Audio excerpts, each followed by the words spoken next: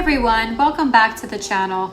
If you're new here, I'm Elizabeth, a health, embodiment, and mindset coach, and we are going to talk about something that doesn't get talked about nearly enough and get enough attention when it comes to health and wellness, and that's the power of your social connections. We often hear about things like nutrition, exercise, or sleep as the foundational principles of health, and they absolutely are and are extremely important, but there are actually many pillars to your overall wellness, and research shows that social connections are just as important for our well-being. In fact, the quality of your relationships can impact your physical health, your mental health, and even how long you live. So in this video, we'll look at why social connections are such a powerful pillar of your health. We'll talk about what the latest data tells us, give examples of how connections support your well-being, and some action steps that you can take to both prioritize and improve the quality of your existing connections. But before we dive into today's topic, don't forget to check out the links that I left in the description box below for all of the powerful resources that I have available for you to help improve your health and well-being on your healing journey.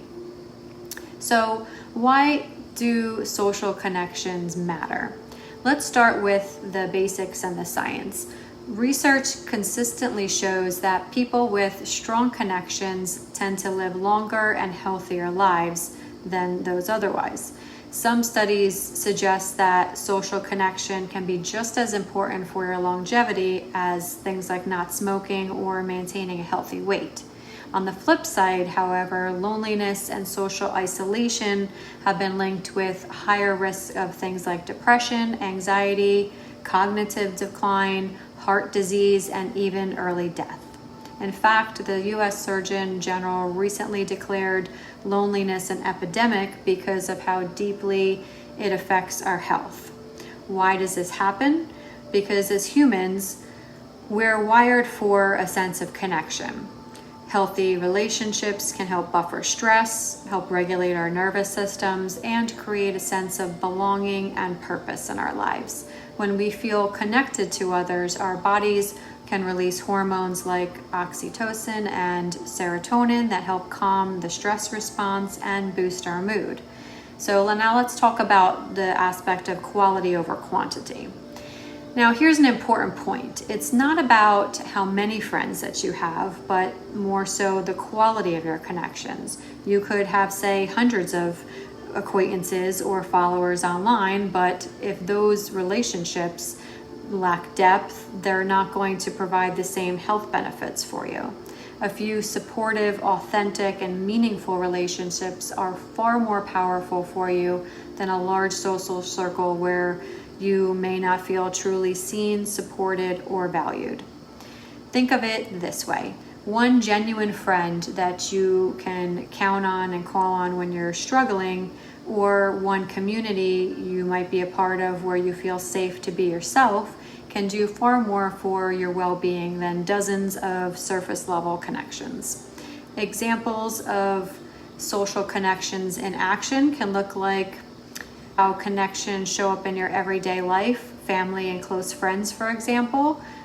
Things like sharing meals together, laughing together, or simply checking in by phone can help to regulate your nervous system and reduce feelings of isolation and most likely improve your mood after speaking with them. Things like community groups, maybe joining a local class or a book club, a faith group, or even an online wellness community can provide a sense of belonging and shared purpose with people that you have a lot in common with.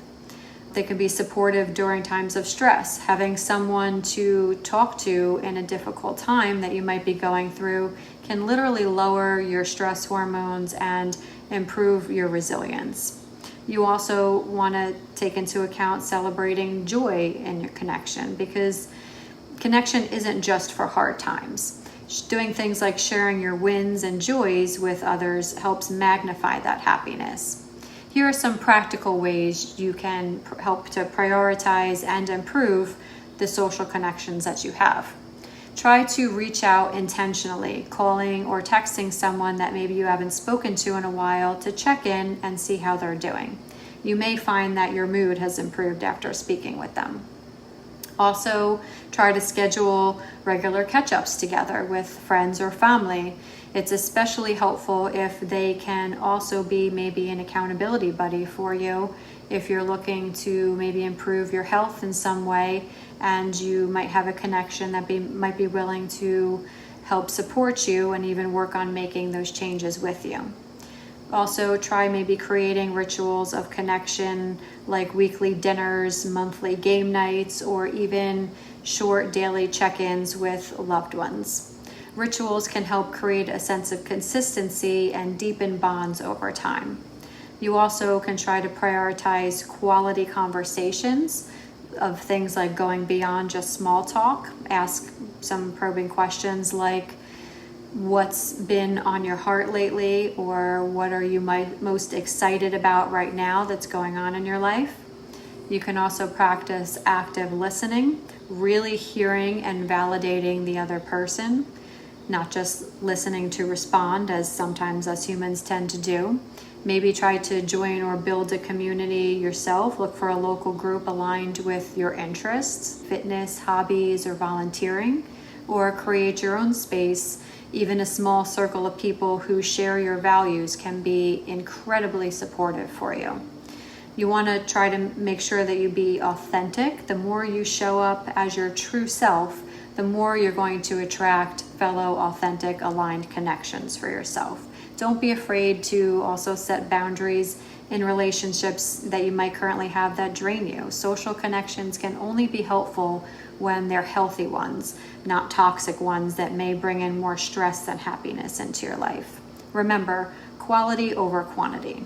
Social connection is one of the most underrated pillars of health. Just like eating nourishing food or moving your body, your relationships deeply shape your overall well-being.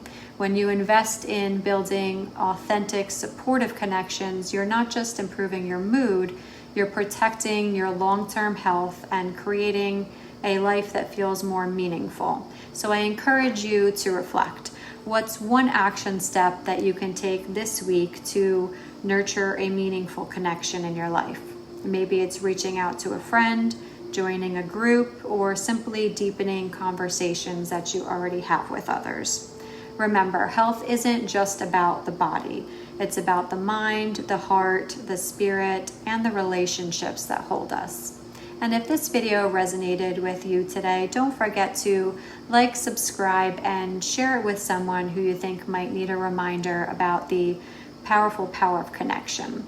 And if you're looking for a supportive community with like-minded people that may share the same values and interests as you, then you'd love my Mind Body Wellness membership that's filled with so many resources to help you on your healing journey and your health and wellness, and has a private community that comes with it to help build relationships and get that support and accountability that you might be looking for.